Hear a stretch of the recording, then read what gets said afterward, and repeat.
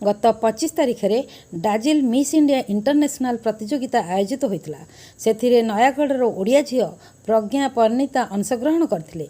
यह प्रतियोगिता विभिन्न राज्य 30 जनरू अधिक प्रतियोगी अंशग्रहण करते, किंतु प्रज्ञा परिणीता ओडिशार एकमात्र झील भाव से अंशग्रहण करते।